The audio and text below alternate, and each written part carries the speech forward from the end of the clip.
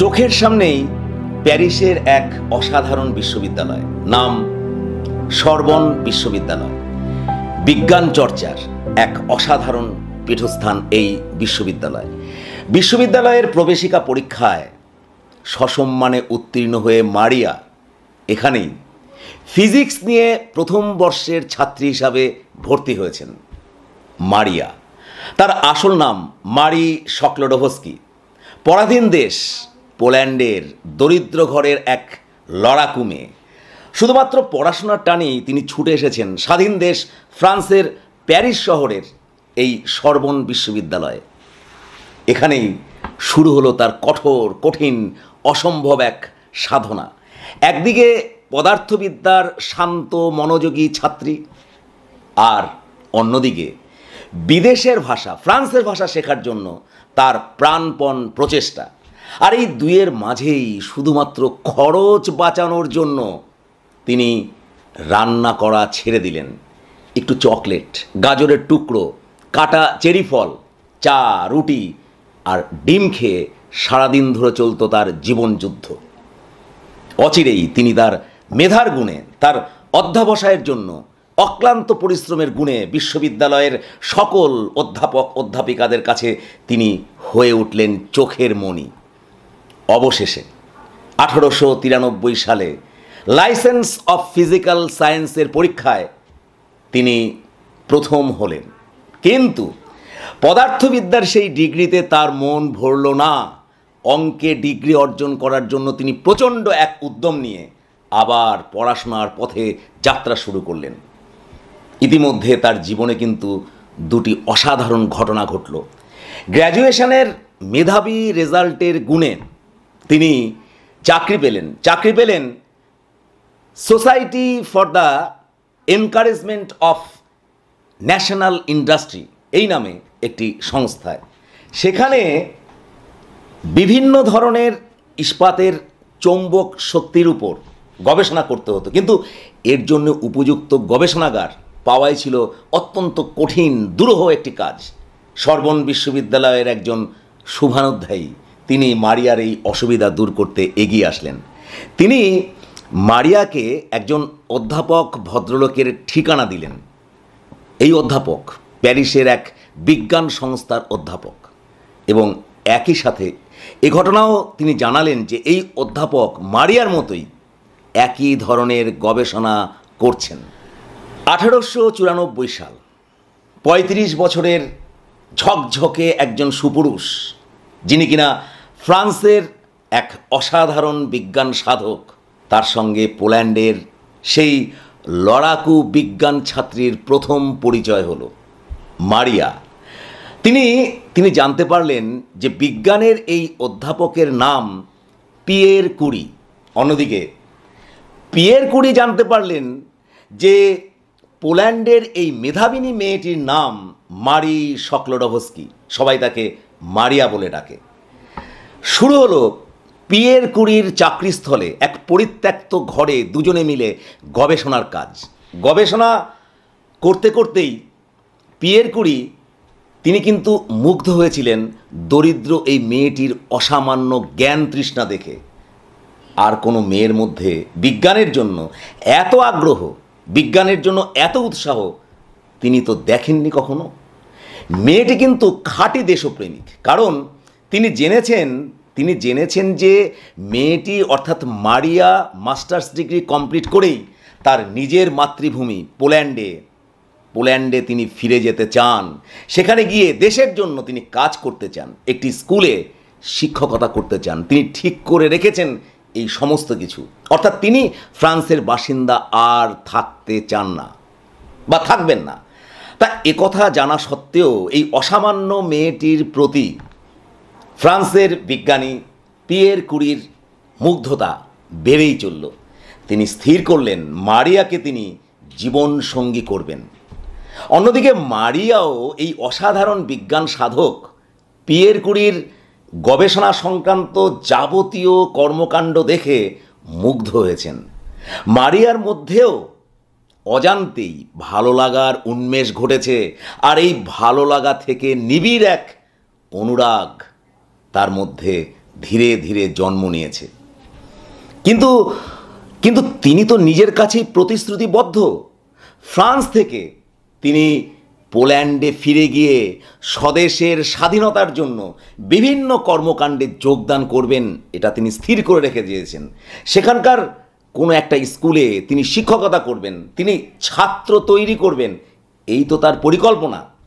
কিন্তু পিয়ের কুরিকে যদি তিনি বিয়ে করেন তাহলে কি হবে তার সেই স্বপ্নের। মারিয়ার সমস্ত কথা শুনে পিয়ের কুরির মন ভেঙে পড়ল। প্রচণ্ড এক যন্ত্রণা থেকে তিনি মারিয়ার কাছে একটি দীর্ঘ চিঠি লিখলেন। চিঠিতে তিনি জানালেন যে মারিয়ার জন্য তিনি অনেক অনেক কিছু ছাড়তে রাজি আছেন, এমনকি তার নিজের দেশ ফ্রান্স তাকেও তিনি ছাড়তে রাজি। তিনি জানালেন যে তিনি না হয় ফ্রান্স ছেড়ে মারিয়ার সঙ্গে পোল্যান্ডে চলে যাবেন, সেখানে গিয়ে তিনি চাকরি করবেন, ফরাসি ভাষা শেখানোর চাকরি, আর তার সাথে সাথে তার পাশাপাশি তিনি বিজ্ঞানের গবেষণা করবেন। খুব কষ্ট হবে তার, কিন্তু তার আর কোনো উপায় নেই। তিনি মারিয়ার জন্যে অনেক অনেক কিছু তিনি করতে পারেন, কারণ তিনি মারিয়াকে চান তার জীবন সঙ্গিনী হিসাবে। তা পিয়ের কুরির মতো এমন একজন প্রতিভাধর বিজ্ঞানীর প্রেমার্ত আবেদনকে সহজে মারিয়া উপেক্ষা করতে পারলেন না। তিনি 1 বছর সময় চাইলেন, আর সেই সময়ের মধ্যেই তিনি অঙ্কে তিনি licence of mathematical science degree তিনি অর্জন করলেন। তারপর পিয়ের কুরির মতো অসাধারণ একজন বিজ্ঞানীর কাছে তিনি নিজেকে সম্পূর্ণ সমর্পণ করলেন। 1895 সালের 26শে জুলাই শুভ পরিণয়ের বন্ধনে বাধা পড়লেন দুই বিজ্ঞানী, পিয়ের কুরি এবং মারিয়া স্কলোডভস্কি। বিয়ের পর মারিয়ার নাম পরিবর্তিত হলো। মারিয়ার নতুন নাম হলো মাদাম মারি কুরি, সংক্ষেপে মাদাম কুরি। বিয়ের সময় কিন্তু কোনো ধর্মানুষ্ঠান হলো না, কারণ বর কনে কেউই ওসব বিশ্বাস করেন না। তাদের মধ্যে আংটি বিনিময়ও হলো না। ঘনিষ্ঠ কিছু আত্মীয় স্বজন নিয়ে অনাড়ম্বর ছিল তাদের বিয়ের সেই অনুষ্ঠান। শুনলে আপনারা অবাক হবেন যে বিয়েতে মাদাম কুরি কনের সাজের বদলে পরেছিলেন ঘোর নীল রঙের একটি পোশাক, যে পোশাক পরে তিনি গবেষণাগারে সর্বক্ষণ কাজ করতেন। 1897 সালের 12ই সেপ্টেম্বর 30 বছর বয়সে মারি কুরি মা হলেন। ফুটফুটে সেই সুন্দর শিশুকন্যাটির নাম রাখা হলো আইরিন কুরি। সন্তানের পরিচর্যা, সংসারের অজস্র কাজ, তারই মাঝে চলল স্বামী পিয়ের কুরির সাথে গবেষণাগারে কঠিন সাধনা। ইতিমধ্যেই বিজ্ঞানের জগতে দুটি অসামান্য ঘটনা ঘটে গেছে। 1895 ডিসেম্বরে বিজ্ঞানী রন্টজেন তিনি আবিষ্কার করলেন এক অদ্ভুত ধরনের রশ্মির নাম দেয়া হলো এক্স রে। আর দ্বিতীয় ঘটনাটি হলো পরের বছরে, অর্থাৎ 1896 সালে ফরাসি বিজ্ঞানী বেকেরেল তিনি দেখালেন যে অন্ধকারে বাক্সে রাখা ইউরেনিয়ামের যৌগ থেকে এক বিশেষ ধরনের রশ্মি বেরোয়। অদ্ভুত এই রশ্মির নাম দেয়া হলো ইউরেনিয়াম রশ্মি বা বেকেরেল রশ্মি। তা ইউরোপের বিজ্ঞানীরা এক্স রে নিয়ে কিন্তু রন্টজেন রশ্মি নিয়ে কিন্তু মাথা ঘামাতে ব্যাপকভাবে শুরু করলেন, কিন্তু বেকেরেল রশ্মিকে বা ইউরেনিয়াম রশ্মিকে নিয়ে তারা কেউই তেমনভাবে কোনো গুরুত্ব দিলেন না, সেখানে কোনো আলোকপাত কেউই করলেন না। আর এখানেই মাদাম কুরির জিজ্ঞাসু মন অস্থির হয়ে উঠল। ইউরেনিয়ামের যৌগ থেকে কেন ওই রশ্মির বিকিরণ? তার মনে প্রশ্নের ঝড় বইছে। কেন ওই বিকিরণ? কি তার রহস্য? ইউরেনিয়ামের মতো কি আরও যৌগ আছে? ওই রকম রশ্মি বিকিরণ করার ক্ষমতা সম্পন্ন আরও যৌগ কি আছে? ইত্যাদি বিভিন্ন ধরনের প্রশ্নে জর্জরিত মাদাম কুরি স্থির করলেন যে এই বিষয় নিয়েই কেউ গবেষণা করুক আর না করুক, তিনি গবেষণা করবেন। বিজ্ঞানের জন্য তিনি এই বিষয় নিয়েই তিনি গবেষণাপত্র থিসিস তৈরি করবেন। যেই ভাবা শুরু হলো গবেষণার কাজ, শুরু হলো এক অসাধারণ সাধনা। মাদাম কুরিকে যোগ্য সাহচর্য দেওয়ার জন্য এগিয়ে আসলেন তার স্বামী বিজ্ঞানী পিয়ের কুরি। পিয়ের কুরির চাকরিস্থলে সেই স্কুলের এক গুদাম ঘরে, স্যাঁতস্যাঁতে অস্বাস্থ্যকর এক বদ্ধ ঘরে শুরু হলো স্বামী স্ত্রী দুজনে মিলে কঠোর, কঠিন, অবিশ্বাস্য এক গবেষণা। 1898 থেকে 1902 এই 4টি বছর ছিল কুরি দম্পতির সবচাইতে পরিশ্রমের বছর। এই সময়ের মধ্যে তারা কোনো আত্মীয় বন্ধুর বাড়িতে ঘুরতে যাননি, নাটক দেখেননি, তেমন কারো সাথে দেখাও করেননি। কি করেছেন তারা? সাংসারিক ন্যূনতম দায় দায়িত্ব পালন করার পর সারাটা দিন ধরে চলেছে গবেষণাগারে অমানসিক পরিশ্রম। আর সেই নিরন্তর অক্লান্ত পরিশ্রম করেই এক ঐতিহাসিক মুহূর্তে তারা আবিষ্কার করলেন রেডিয়াম ধাতুর এক যৌগ, রেডিয়াম ক্লোরাইড, যার তেজস্ক্রিয় রশ্মি বিকিরণের ক্ষমতা সবচাইতে বেশি। গবেষণায় সারাদিন ব্যস্ত কুরি দম্পতির সে সময় একটাই লক্ষ্য ছিল, আর তা ছিল ইউরেনিয়ামের আকর থেকে, পিচ ব্লেন্ড থেকে বিশুদ্ধ রেডিয়ামের যৌগটিকে, রেডিয়াম ক্লোরাইডকে পৃথক করে তাকে বিজ্ঞানের দরবারে হাজির করা। আর এই কাজের জন্য সুদূর অস্ট্রিয়ার খনি থেকে তারা নিয়ে এসেছিলেন বড়সড় একখণ্ড ইউরেনিয়ামের আকরিক। সেই আকরিককে গলানো, সেই আকরিককে শোধন করা, সেই আকরিককে কেলাসিত করা, এসব শুনতে সহজ মনে হলেও সে যুগে আসলে কাজটা ছিল একেবারে দুঃসাধ্য। কিন্তু পরাধীন পোল্যান্ডের এক লড়াকু মেয়ে মারি কুরি এবং তার স্বামী বিজ্ঞান তাপস পিয়ের কুরি, এই কুরি দম্পতি সেই অসম্ভব কাজকে সম্ভব করে তুললেন। সেই বদ্ধ, অস্বাস্থ্যকর, স্যাঁতস্যাঁতে গুদামঘরের গবেষণাগারে টানা 3 বছর 9 মাস ধরে অক্লান্ত পরিশ্রম করে কুরি দম্পতি তৈরি করলেন ভীষণ চকচকে 1 ডেসিগ্রাম বিশুদ্ধ রেডিয়ামের যৌগ, রেডিয়াম ক্লোরাইড। আর অচিরেই তাদের এই আবিষ্কার বিশ্বের বিজ্ঞানী মহলে স্বীকৃত হলো। চারিদিক থেকে ভেসে এলো অভিনন্দনের জোয়ার। বিজ্ঞানী পিয়ের কুরিকে আমন্ত্রণ করা হলো সরবোন বিশ্ববিদ্যালয়ের অধ্যাপনার কাজে, আর অন্যদিকে মারি কুরিকে ভার্সাইয়ের কাছে একটি school, higher normal school for girls, সেই স্কুলের শিক্ষকতার কাজে নিযুক্ত করা হলো। সংসারে আর্থিক স্বাচ্ছন্দ্য এলো, কিন্তু কুরি দম্পতি আত্মতুষ্টি নিয়ে বসে রইলেন না। তাদের গবেষণার কাজ তখনও শেষ হয়নি। বিজ্ঞান পেয়েছে এক নতুন বিষয়, তেজস্ক্রিয়তা, রেডিও অ্যাক্টিভিটি। সৌজন্যে কুরি দম্পতি পৃথিবীর বিভিন্ন প্রান্তে বিজ্ঞানীরা শুরু করেছেন এই তেজস্ক্রিয়তা নিয়ে বিভিন্ন গবেষণায় উঠে আসলো ক্যান্সার চিকিৎসায় রেডিয়াম অসাধারণ কাজ করে। খুব স্বাভাবিকভাবেই রেডিয়ামের বাজার মূল্য ভীষণ বেড়ে গেল। আর শিল্পপতিরা এই রেডিয়াম তৈরি করার জন্য কলকারখানা তৈরি করতে উদ্যোগী হলেন। কিন্তু তখন একটাই প্রশ্ন বড় হয়ে উঠল, ইউরেনিয়ামের আকরিক থেকে কিভাবে রেডিয়াম যৌগ তৈরি করা হবে? এই প্রশ্নের উত্তর তো কারো জানা নেই। একমাত্র জানেন কুরি দম্পতি, মাদাম কুরি এবং পিয়ের কুরি। তা সেই অভূতপূর্ব অবস্থায় কুরি দম্পতি তারা এগিয়ে আসলেন।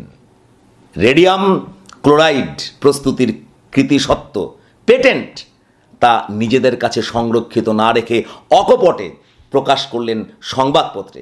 সারা পৃথিবী জেনে গেল যে রেডিয়ামের যৌগ তৈরি করার কৃতকৌশল কী। বলা বাহুল্য, যে পেটেন্ট নিজেদের কাছে সংরক্ষিত রেখে তারা বিশ্বের অন্যতম শ্রেষ্ঠ ধনী হতে পারতেন, সেই পেটেন্ট তারা বিলিয়ে দিলেন জনগণের স্বার্থে, মানুষের সেবায়। সত্যি ভাবা যায় না কতখানি উদার মনের মানুষ ছিলেন এই কুরি দম্পতি। বাস্তবিকই অকল্পনীয়। কুরি দম্পতির নিরলস গবেষণার ফলে বিশ্বের মানুষ জানতে পারল এক অসাধারণ তথ্য, যে তেজস্ক্রিয় বিকিরণের ফলে পদার্থের মৃত্যু হচ্ছে, আর তার সাথে জন্ম নিচ্ছে নতুন মৌল। তেজস্ক্রিয় রশ্মি বিকিরণ করেই ইউরেনিয়াম পরিণত হচ্ছে রেডিয়ামে, রেডিয়াম পরিণত হচ্ছে পোলোনিয়ামে। এইভাবে শেষ ষষ্ঠ ধাপে উৎপন্ন হচ্ছে সম্পূর্ণ তেজস্ক্রিয়তাবিহীন নতুন এক মৌল সীসা। এই আবিষ্কারের দরুনই পরবর্তীকালে কিন্তু জন্ম নিল নতুন এক বিজ্ঞান, যার নাম নিউক্লিয়ার ফিজিক্স। তা তেজস্ক্রিয়তার এই অবিশ্বাস্য ঘটনা আবিষ্কার করার ফলে ইউরোপের বিভিন্ন প্রান্ত থেকে কুরি দম্পতি বিভিন্ন পুরস্কারে ভূষিত হলেন। অবশেষে এলো সেই স্বর্গীয় মুহূর্ত। 1903 সালের 10ই ডিসেম্বর পদার্থবিদ্যায় নোবেল পুরস্কারে সম্মানিত হলেন কুরি দম্পতি, মাদাম কুরি এবং পিয়ের কুরি। নোবেল পুরস্কার পাওয়ার পরের বছর অর্থাৎ 1904 সালের 6ই ডিসেম্বর মাদাম কুরির কোল আলো করে জন্ম নিল একটি ফুটফুটে মেয়ে। তার নাম রাখা হলো ইভ কুরি। এর ঠিক 2 বছর পরে মাদাম কুরির জীবনে ঘনিয়ে এলো এক অভিশপ্ত মুহূর্ত। অভিশপ্ত দিনটা ছিল 1906 সালের 19শে এপ্রিল। গবেষণাগারে মাদাম কুরির সাথে জরুরি আলোচনা সেরে ছাতা মাথায় প্যারিসের জনবহুল রাস্তায় অন্যমনস্কভাবে পথ হাঁটছিলেন পিয়ের কুরি। রাস্তা পেরোতে গিয়েই ঘটে গেল সেই দুর্ঘটনা। দুটি গাড়ির মাঝখানে আচমকা পড়ে গেলেন তিনি। মুহূর্তে গাড়ির ভারী চাকায় পিষে গেল তার দামি মাথাটা। ঘটনাস্থলে সঙ্গে সঙ্গে প্রাণ হারালেন ফ্রান্সের অন্যতম সেরা বিজ্ঞানী, মাদাম কুরির প্রিয়তম মানুষ, বিজ্ঞানী পিয়ের কুরি। খবরটা বাড়িতে আসতেই মাদাম কুরি শোকস্তব্ধ হলেন মাদাম কুরি।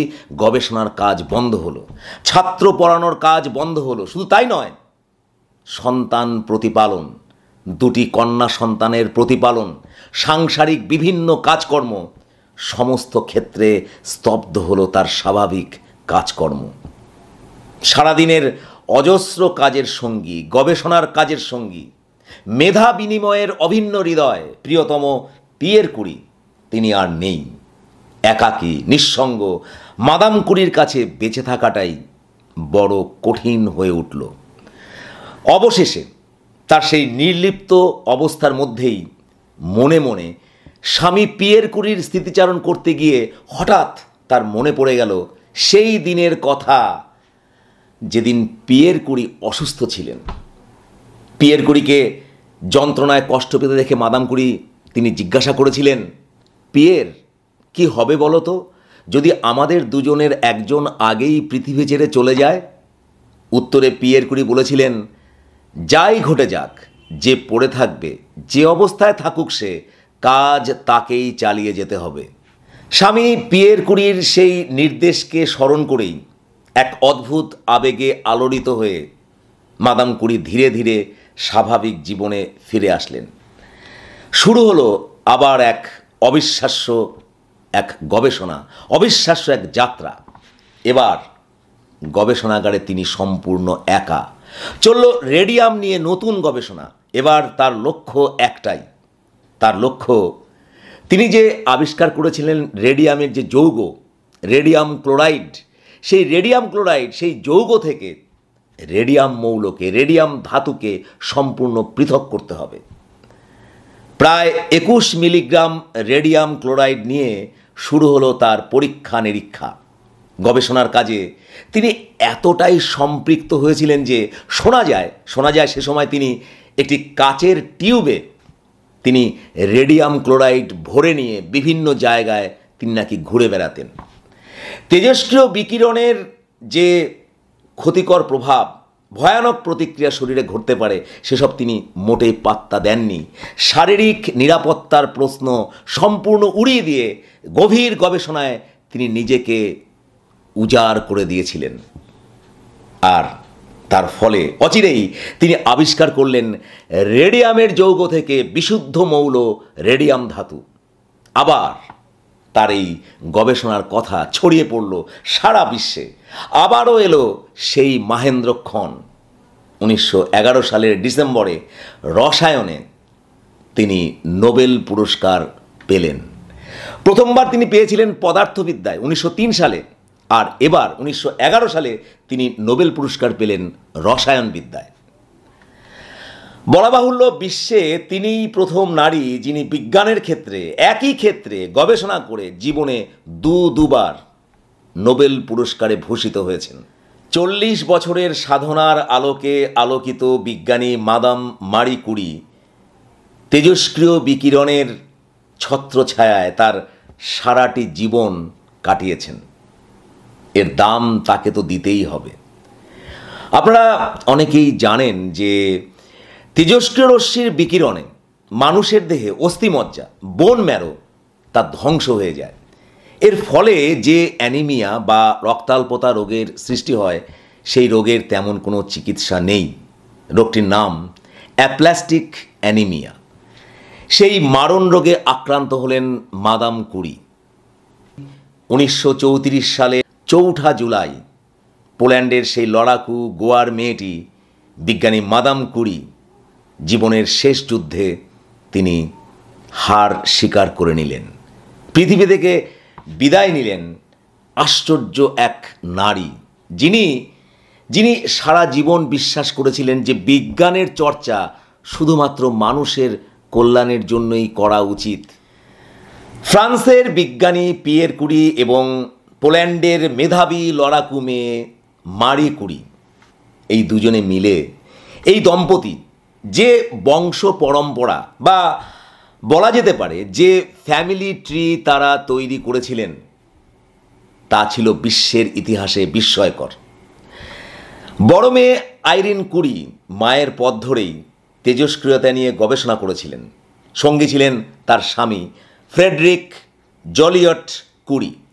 তাদের অসাধারণ গবেষণার স্বীকৃতি স্বরূপ স্বামী স্ত্রী দুজনেই 1935 সালে তারা রসায়নবিদ্যায় তারা নোবেল পুরস্কার, সেই সম্মানে তারা ভূষিত হন। অন্যদিকে ছোট মেয়ে ইভ কুরি, তিনি কিন্তু মা বা দিদির মতন বিজ্ঞান গবেষণার পথে হাঁটেননি। তিনি ছিলেন লেখিকা এবং সমাজকর্মী মনে প্রাণে। তা বিয়ে করেছিলেন আমেরিকান কূটনীতিবিদ হেনরি রিচার্ডসন লেবুইস জুনিয়রকে। লেবুইস জুনিয়র এবং তার স্ত্রী ইভ কুরি, এরা দুজনে মিলে এমন এক সামাজিক মঞ্চ তৈরি করেছিলেন যা ছিল ইউনিসেফের সঙ্গে যুক্ত এবং নাইজেরিয়া, কম্বোডিয়া, কঙ্গো প্রভৃতি বিভিন্ন দেশের রিফিউজিদের পুনর্বাসন, তাদের কর্মসংস্থান, তাদের অর্থনৈতিক উন্নয়ন, তাদের সামাজিক অধিকার প্রদান ইত্যাদি বিভিন্ন ক্ষেত্রে এই সংস্থা, এই ইভ কুরি এবং তার স্বামী এই লেবুইস জুনিয়র, তাদের যে সংস্থা তা উল্লেখযোগ্য কাজ করেছিল। আর সেই কাজের স্বীকৃতিস্বরূপ সেই সংস্থা 1965 সালে নোবেল শান্তি পুরস্কারে ভূষিত হয়, যে পুরস্কার কার্যত গ্রহণ করেছিলেন ইভ কুরি এবং লেবুইস জুনিয়র। এখানে একটা বিষয় উল্লেখ করা দরকার যে বিভিন্ন পত্রপত্রিকায়, বিভিন্ন ওয়েবসাইটে সেখানে কিন্তু শুধুমাত্র লেবুইস জুনিয়রকেই নোবেল পুরস্কার প্রাপক হিসাবে বর্ণনা করা হয়েছে। সেখানে ইভ কুরি, মারি কুরির মেয়ে, ছোট মেয়ে ইভ কুরির নাম কিন্তু সেখানে উল্লেখ করা হয়নি। তা যাই হোক, ইভ কুরিকে নিয়ে কুরি ফ্যামিলিতে কিন্তু নোবেল পুরস্কার প্রাপকের মোট সংখ্যা হলো 6, মতান্তরে সংখ্যাটি 5। অর্থাৎ বলা যেতে পারে যে নোবেল পুরস্কার, এই পুরস্কার জিতে নেওয়াকে কুরি ফ্যামিলির মেম্বাররা যেন তাদের পারিবারিক ঐতিহ্য, একটা ফ্যামিলি ট্র্যাডিশন, যে কুরি ফ্যামিলির মেম্বার মানেই তিনি নোবেল পুরস্কার পাবেন, এই একটা ট্র্যাডিশন, একটা ঐতিহ্য তারা তৈরি করেছিলেন, যা সত্যি ভাবা যায় না, অকল্পনীয়। একটি পরিবারের 5 বা 6 জন সদস্য নোবেল পুরস্কার প্রাপক, ভাবা যায়? সারা বিশ্বে এইরকম পরিবারের কিন্তু একটিও নজির আপনি কোথাও খুঁজে পাবেন না। আজ এই পর্যন্ত, দেখা হবে নতুন কোনো এইরকমই নলেজেবল ভিডিওতে। ভালো থাকুন, নমস্কার।